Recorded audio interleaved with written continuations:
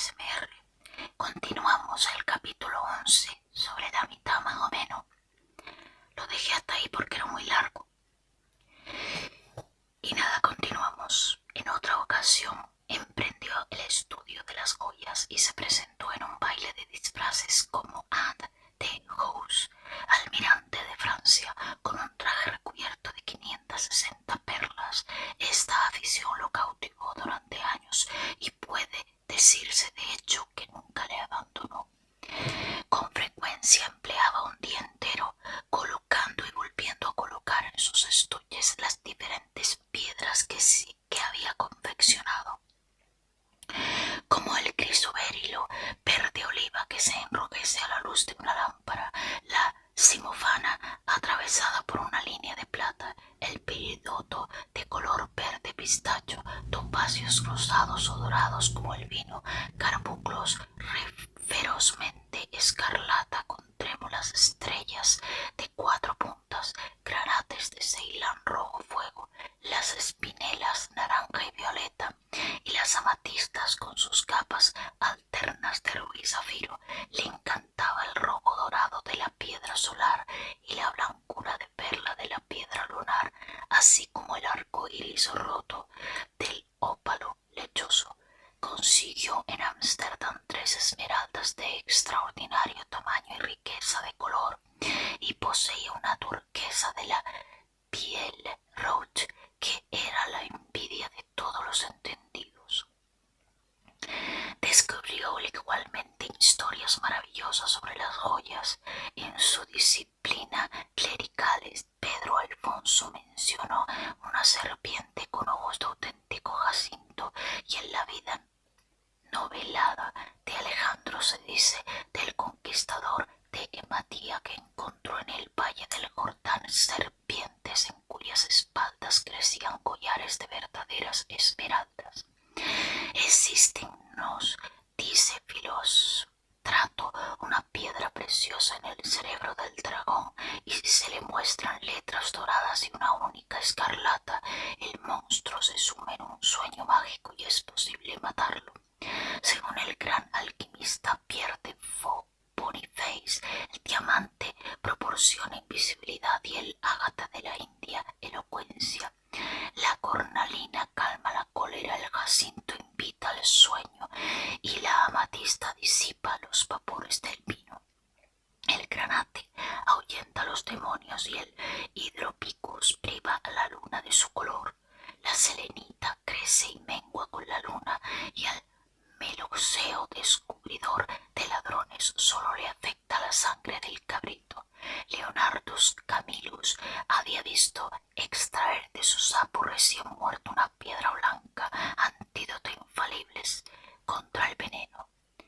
Besoar, que se encuentra en el corazón del ciervo de Arabia, es un hechizo que puede curar la peste.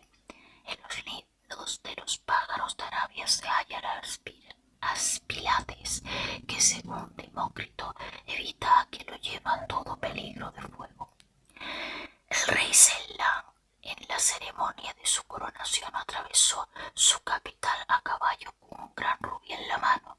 Las puertas del palacio del preste Juan estaban hechas de sardonice, incrustado de cuernecillos de cerasta o víbora cornuda, de manera que nadie pudiera introducir veneno en su interior. Sobre el gablete había 2 manzanas de oro con 2 carbunclos, de manera que el oro brillara de día y los carbunclos de noche. En la extraña novela de Lodge Amarit of America se afirma que en la cámara de la reina podía verse a todas las damas castas del mundo en relicarios de plata que miraban a quienes las contemplaban a través de hermosos espejos de crisolitas, carbunclos, zafiros y verdes esmeraldas. Marco Polo había visto a los habitantes de Zipango colocar perlas rosadas en la boca de los difuntos. Monstruo marino estaba enamorado de la perla que el buceador llevó al rey Feroz, por lo que mató al ladrón y guardó luto durante 7 lunas en razón de su pérdida. Cuando los unos lograron atraer al rey a una gran fosa. El monarca la arrojó lejos, así lo relata Procopio, y nunca se la volvió a encontrar, pese a que el emperador Anastasio ofreció como recompensa 500 quintales de piezas de oro. El rey de Malabar había mostrado cierto veneciano un rosario de 304 perlas, una por cada dios al que rendía culto. Cuando el duque de Valentinois, hijo de Alejandro VI, visitó a Luis XII, su caballo, nos cuenta Brantome, iba cargado de hojas de oro y su gorro estaba adornado con 2 hileras de deslumbrantes rubíes. Carlos de Inglaterra, cuando montaba a caballo, llevaba unas espuelas adornadas con 421 diamantes. Ricardo II tenía un gabán valorado en 30.000 marcos, que estaba recubierto de balajes rubíes de color morado. Hall describía a Enrique III de caminos a la Torre de Londres antes de su coronación. Una veste recamada de oro, el jubón bordado con diamantes y otras piedras preciosas, y en torno al cuello un gran collar de grandes balajes. Los favoritos de Jacobo primero llevaban pendientes hechos de esmeraldas montadas en filigrana de oro. Eduardo II dio a Pires Gaveston una armadura de oro rojo tachonada de jacintos, un collar de rosas de oro con turquesas y un gorro parsemé de perlas. Enrique II utilizaba guantes enjollados que le llegaban hasta el codo y poseía un guante de cetrería adornado de 12 rubíes y 52 grandes perlas de Oriente. Del sombrero ducal de Carlos el Temerario, último duque de Borgoña, de su estirpe, tachonado de zafiros, colgaban perlas con forma de pera. Cuán exquisita era la vida de en otros tiempos, qué magnificencia en la pompa y en la ornamentación. La simple lectura de lo que fue el lujo de antaño maravillaba. Dorian Gray se interesó más adelante por los bordados y los tapices que hacían oficio de frescos en las frías salas de las naciones septentrionales de Europa. Mientras investigaba el tema, y siempre tuvo la extraordinaria facultad de sumergirse por completo, llegado el momento en el tema en que abordaba, casi le entristeció reflexionar sobre los destrozos que el tiempo causa en todo lo que es hermoso y extraordinario. Él, al menos, había escapado a aquella condena. Los veranos se sucedían, los junquillos dorados habían florecido y muerto muchas veces, y noche de horror repetían la historia de su infamia, pero Dorian seguía siempre igual. El invierno no estropeaba su tez ni marchitaba el esplendor de su juventud. Bien distinto era lo que sucedía con las cosas materiales. ¿Qué se había hecho de ellas? ¿Dónde estaba el gran manto de color azafrán tejido por morenas doncellas para complacer a Atenea, por el que los dioses habían luchado contra los gigantes? ¿Dónde estaba el inmenso velarium que Nerón extendiera sobre el Coliseum romano, aquella titánica vela morada en la que estaba representado el cielo estrellado y el Apolo conduciendo un carro tirado por blancos corceles con riendas de oro? Dorian anhelaba ver las curiosas servilletas confeccionadas para el sacerdote del sol, en las que se habían representado todas las golosinas y viandas que pudieran desearse para un festín. El tamaño mortorio del rey Chilpérico, con sus 300 abejas doradas, las extravagantes túnicas que despertaron la indignación del obispo de Ponto, donde estaban representados leones, panteras, osos, perros, bosques, rocas, cazadores. Todo lo que de hecho un pintor puede copiar de la naturaleza, y el jubón que vistiera en cierta ocasión. Perdone que me lié.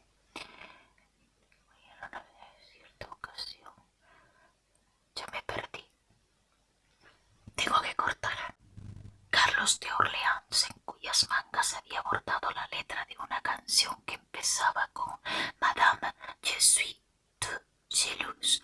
En hilo de oro el acompañamiento musical de las palabras y cada nota de forma cuadrada en aquellos tiempos formada por 4 perlas. También supo Dorian Gray de la habitación que se preparó en el Palacio de Reims para albergar a la reina Juana de Borgoña, decorada con 1321 loros adornados con las armas reales y 561 mariposas, cuyas alas lucían de manera similar las armas de la reina, todo el conjunto trabajado en oro. Catalina de Médicis se hizo preparar un lecho fúnebre de terciopelo negro tachonado de medias lunas y soles. Sus cortinas eran de damasco, adornadas con frondosas coronas y guirnaldas sobre un fondo de oro y plata, los bordes decorados con bordados de perlas que se colocó en una estancia de cuyo techo colgaban hileras de diversas divisas de la reina en terciopelo negro sobre paño de plata. Luis XIV tenía en sus apartamentos cariátides bordadas en oro de 15 pies de altura. El lecho de gala de Juan III, Sobieski, rey de Polonia, estaba hecho de brocado de oro de esmerilina, en el que se había escrito con turquesas versículos del Corán. Los apoyos eran de plata dorada, bellamente cincelados y profusamente adornados con medallones esmaltados y enjollados. Se trata de un botín de guerra tomado del campamento turco durante el sitio de Viena, y el estandarte de Mahoma había flotado al viento bajo los vibrantes dorados de su baldaquín. Y casi durante todo un año Dorian se esforzó por acumular los ejemplares más exquisitos de tejidos y bordados, delicadas muselinas de Dey, exquisitamente trabajadas con adornos de palmas en hilo de oro y tachonadas con alas de escarabajos irisados, casas de pataca a las que daba su transparencia, se conocen en Oriente como aire tejido y agua corriente, y también como rocío nocturno. Telas dejaba con extrañas figuras, tapices amarillos muy refinados procedentes de China, libros encuadernados en satén leonado, bellas sedas azules y adornadas con flores de lis, pájaros e imágenes, pelos de lacis tejidos con punto de Hungría, brocados sicilianos y tiesos terciopelos españoles, telas georgianas con sus monedas doradas y facusas japonesas con sus dorados de tonos verdes y sus aves de maravilloso plumaje. También sentí una especial pasión por las vestiduras eclesiásticas, como de hecho por todo lo referente al servicio de la iglesia. En los largos baúles de cedro dispuestos a lo largo de la galería oeste de su casa había almacenado gran número de ejemplares raros y soberbios de lo que es realmente el aderezo de la esposa de Cristo, que debe adornarse con la púrpura, las joyas y el lino de mejor calidad para ocultar su pálido cuerpo, mortificado o astado por el sufrimiento que ella misma busca y herido por los dolores que se infligen. Dorian poseía una suntuosa capa pulial de seda carmesí damasco con hilo de oro en la que las granadas repetían un motivo estilizado de flores de 7 pétalos, a cuyos lados se producían perlas finas el emblema de la piña. Los orifres estaban divididos en paneles representando escenas de la vida de la Virgen y bordada su coronación en sedas de colores sobre la capucha. Se trataba de un trabajo italiano del siglo XV. Otra capa puliar era de terciopelo verde bordado con grupos de hojas de acanto en forma de corazón, de los que surgían flores blancas de largo tallo trabajadas en lino de plata y cristales de colores.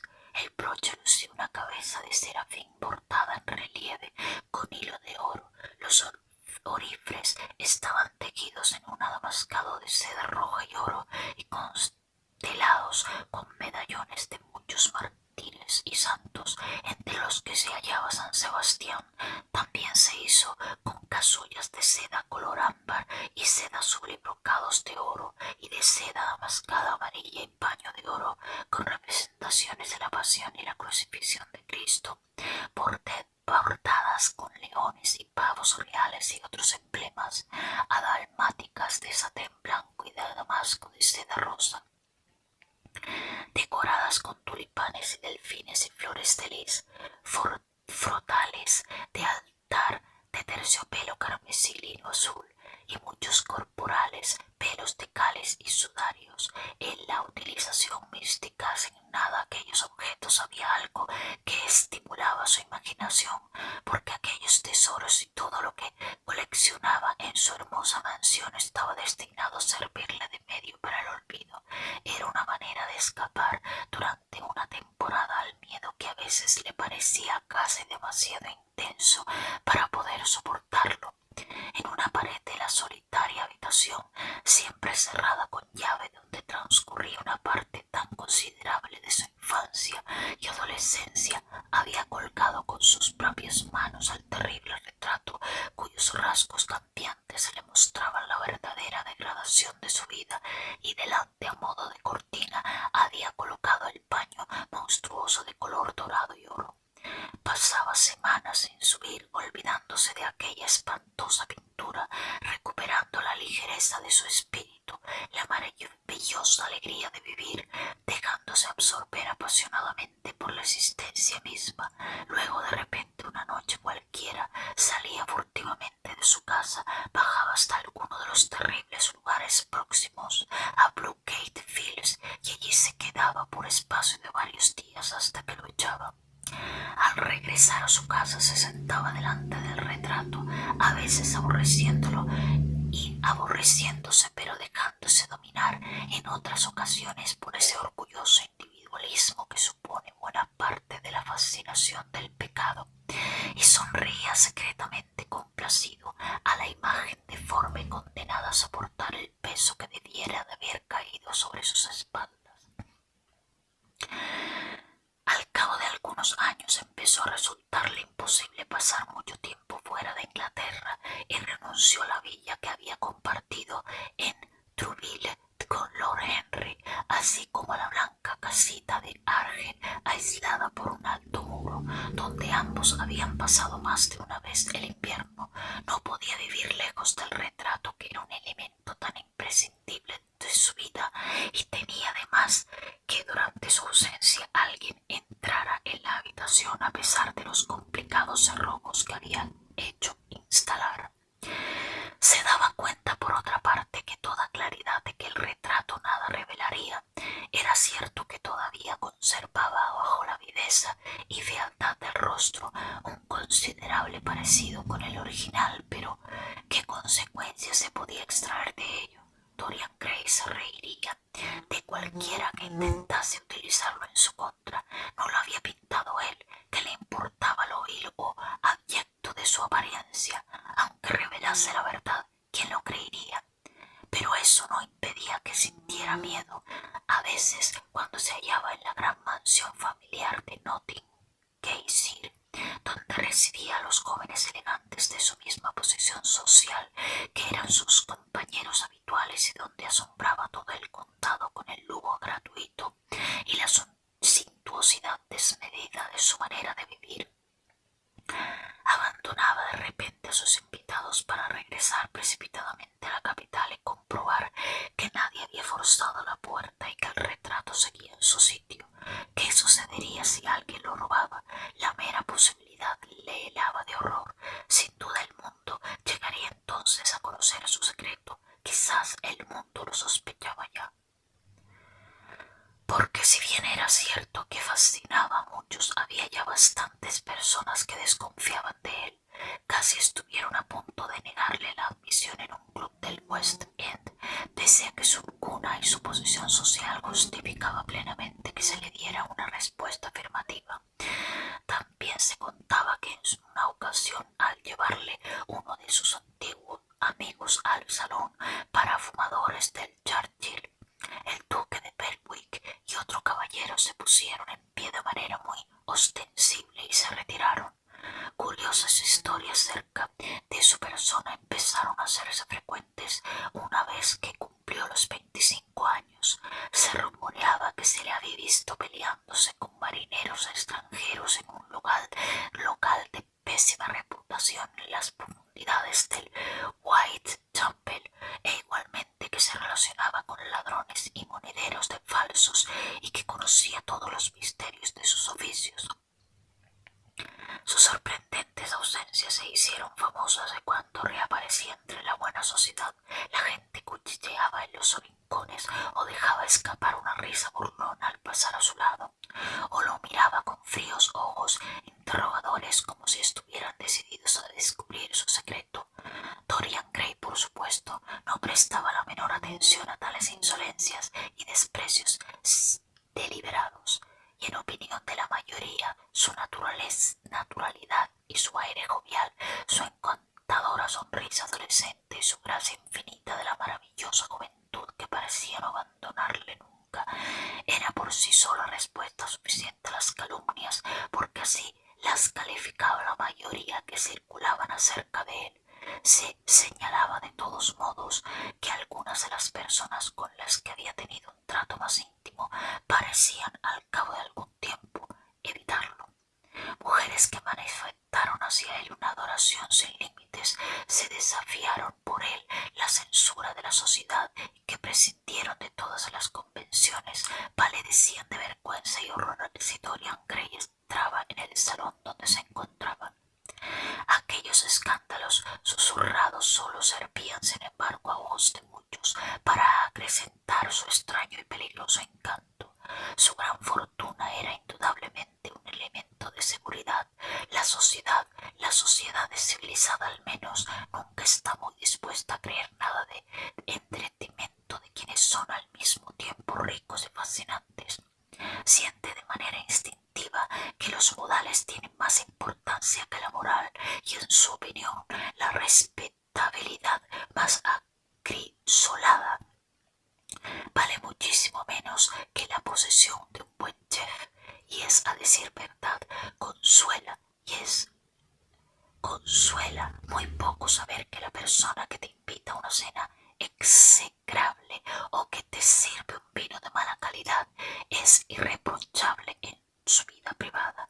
Ni siquiera las virtudes cardinales justifican unas entre semifrías, como señaló en una ocasión Lord Henry en un debate sobre aquel tema, y existe sin duda excelentes razones para sostener ese punto de vista, porque los cánones de la buena sociedad son, o deberían de ser, los mismos que los cánones del arte. La forma es absolutamente esencial. La vida social debe tener la dignidad de una ceremonia y también su irrealidad, y combinar la insinceridad de una comedia romántica con el ingenio y la belleza que le dotan de encanto para nosotros. ¿Acaso la insinceridad es una cosa tan terrible? No lo creo. Es sencillamente un método que nos permite multiplicar nuestras personalidades.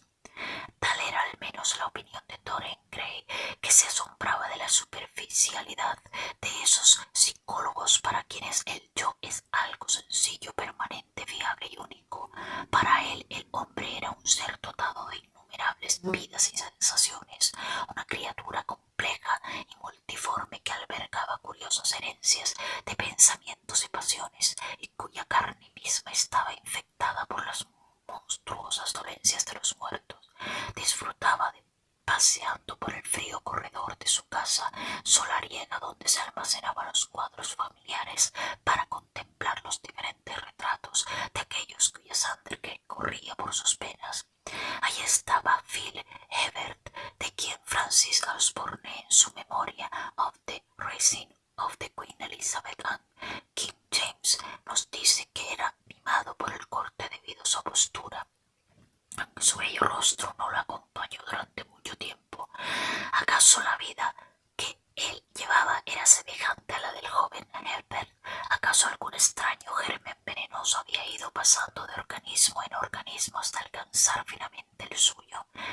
Era el sentimiento confuso de aquella gracia perdida lo que le había cansado, tan de repente casi sin motivo pronunciar en el estudio de Basil Hallward la plegaria insensata que había cambiado su vida, y allí con su jubón rojo bordado en oro, cabana enjollado, corqueras y puños con bordes dorados se hallaba Sir Anthony Segarra, con la armadura negra y plata a los pies que había heredado Dorian de aquel hombre. El amante Giovanna de Nápoles le había legado algún pecado, alguna infamia.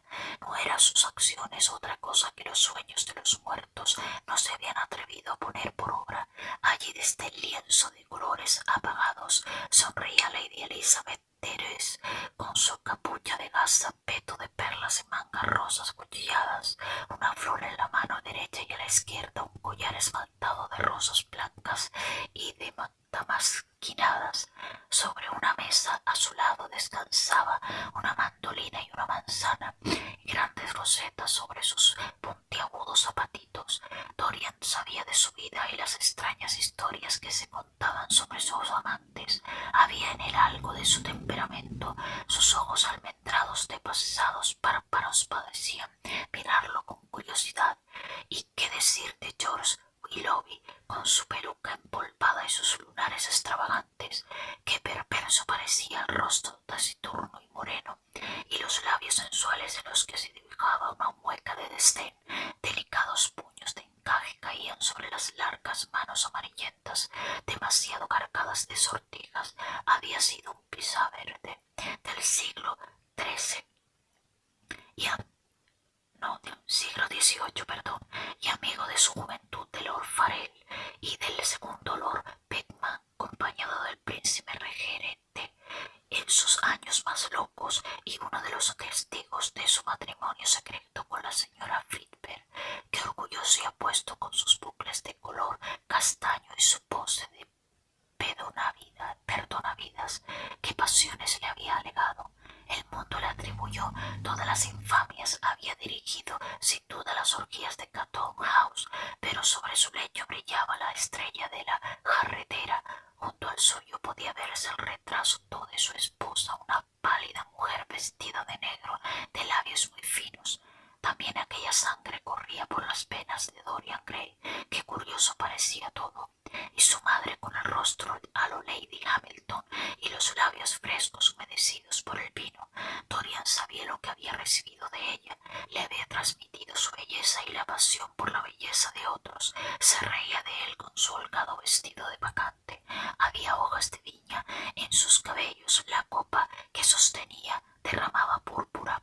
Los claveles del cuadro se habían marchitado, pero los ojos seguían siendo maravillosos por su profundidad y la magia de su color, y parecían seguirlo donde quiera que fuese. Pero también se tienen antepasados literarios, además de los de la propia estirpe, muchos de ellos quizás más próximos por la constitución y el temperamento, y con una influencia de la que se era consciente con mucha mayor claridad.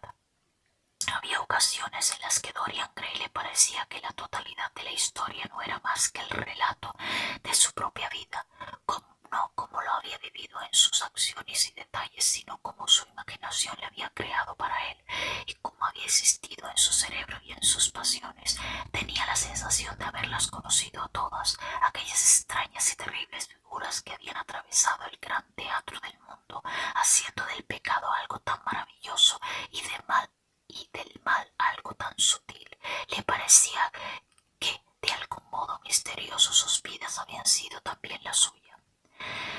El protagonista mismo de la maravillosa novela que tanto había influido en su vida tuvo aquella curiosa impresión. En el capítulo 7 cuenta cómo coronado de laurel para evitar ser herido por el rayo había sido Tiberio, que leía en un jardín de Capri las obras escandalosas de la aurora griega Elefantitis, mientras enanos y pavos reales se paseaban a su alrededor y el flautista imitaba el ir y venir del escenario. Había sido Calígula de Francachela en los establos con palafreneros de casaca verde antes de cenar en un pesebre de marfil junto a un caballo con la frente cubierta de joyas, y Domiciano, vagabundo por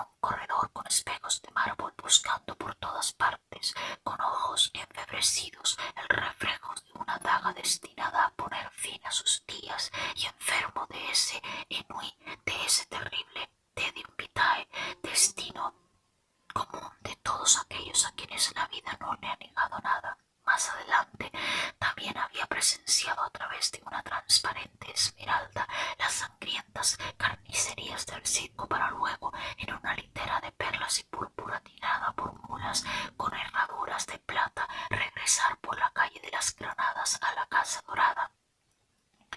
Mientras a su paso los habitantes de Roma clavaban al César Nerón, había sido Elio Anábolo, el rostro pintado de colores que trabajaba la rueca entre las mujeres y que trajo de Cartago a la luna para dársela al sol en matrimonio místico.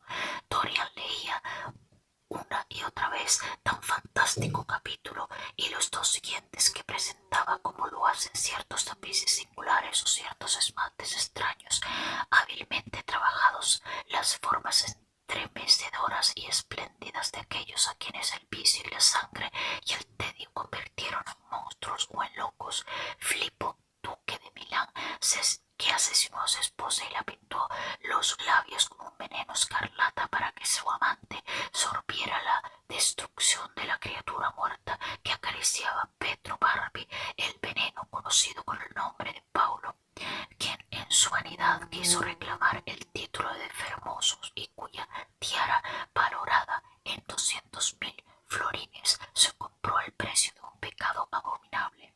Gian Maria Visconti, que utilizaba sabuesos para cazar hombres y cuyo cuerpo al morir asesinado cubrió de rosas una letaira que lo había amado, el Borgia sobre su corcel blanco y el patricida cabalgando a su lado con el manto manchado por la sangre de Peroto, Pietro Riario, el joven cardenal arzobispo de Florencia, hijo y favorito del siglo IV, de belleza solo igualada por su libertinaje, que recibió a Leonor de Aragón en un pabellón de seda blanca y carmesí lleno de ninfas y de centauros, y que recubrió a un jovencito de pares de oro para que hiciera las veces como motivo de la fiesta de Ginemedes o de Hilas Escelino, cuya melancolía solo se curaba con el espectáculo de la muerte y que sentía pasión por la sangre como otros hombres la tenían por el vino tinto. Hijo de Maligno se decía que había hecho trampas a su infernal padre cuando se jugaba el alma a los dados. Si a Batista Sibo, que por burla tomó el nombre de inocente y en cuyas venas aletargadas un doctor judío inyectó la sangre de 3 jóvenes, Segismundo Malatesta, el amante de Isota, y el señor de Rimini, cuya esfinge fue quemada en Roma como el enemigo de Dios y de los hombres, que estranguló a Posicena con una servilleta, dio a Ginebra de este veneno en una copa de esmeralda y, queriendo honrar una pasión vergonzosa, construyó una iglesia pagana para el culto cristiano. Carlos VI, tan terriblemente enamorado de la esposa de su hermano que leproso, le advirtió que la locura que se le avecinaba, y cuando su cerebro enfermó y empezó a desvariar, solo era posible calmarlo con naipes y sarracenos ilustrados con imágenes del amor y de la muerte y de la locura, y con su elegante gorro enjollado y rizos como hojas de ascato, Grifeneto Gaglione, que dio muerte a Astorre junto a con su prometida, y Simoneto con su paje, cuyo atractivo era tal que mientras agonizaba, vendido en la plaza amarilla de Pasusa, quienes lo habían odiado se sintieron conmovidos hasta las lágrimas, y a quienes Atalanta, que lo había maldecido, lo bendijo. Todos despertaban en Dorian una horrible fascinación, los veía de noche y le perturbaban durante el día. El Renacimiento conoció extrañas maneras de envenenar por medio de un casco y una antorcha encendida, de un guante bordado y un abanico enjollado, de una almohadilla perfumada y un collar de ámbar. A Dorian lo habían envenenado un libro. En determinados momentos veía el mal únicamente como un medio que le permitía poner por obra su concepción de lo bello. capítulo eterno. El capítulo 11 del retrato de Dorian Gray en Wikisource, dominio público de Oscar